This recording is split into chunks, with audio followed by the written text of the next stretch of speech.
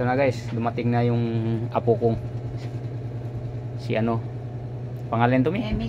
Emily Claire. Si Emily Claire. Ito na nga guys, sinasabi ko na inantay ko. Nakalabas na sila sa Amusok. 1 linggo sila doon, gawa ng nagkomplikasyon tong baby na to. In-incubator pa siya. Mababa yung hemoglobin niya, yung blood o red blood. Inaano yung infection niya.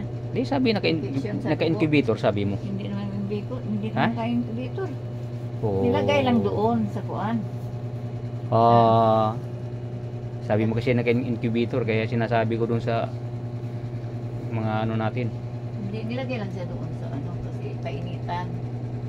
Hindi siya naka-incubator kasi normal naman siya, kaya lang yung dugo niya mas malamang daw yan. Hindi ka nangingiti. Ayaw.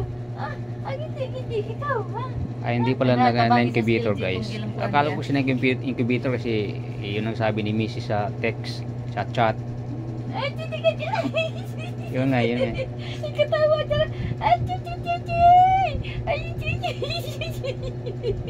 ikatawa. Ay,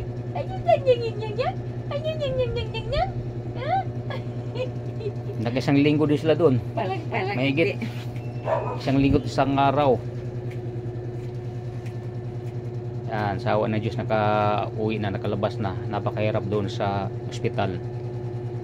Siyempre, ang ospital, mahigpit talaga yan. Nagtiis sila doon. Tutulog lang sa upuan. Kahit pa paano, pasalamat sa Diyos at umuwi na si baby, kasi ang pagkakalam ko hindi safety ang sitwasyon ng mga nakarang mga araw, gawa ng matbaba ang red blood niya, malamang ang white blood. Hindi naman natin maipagkakaila na iyon ay ang cause ng leukemia kung magpapatuloy yung ganong sitwasyon. Si Emily Claire, yung lola kasi nito, yung namatay, Emily ang pangalan, doon lang kinuha, dinugtungan lang ng Claire. Ito ay pang-6 na apo ko na to guys. Babae, 3 lalaki, 3 babae rin. Isa sa panganay ko babae, dito naman sa bunso 2 babae, kaya 3 na sila, plus 3 lalaki naman dun sa gitnang anak ko.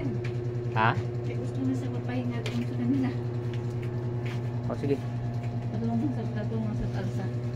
Pakita lang yung bata tayo. Ha?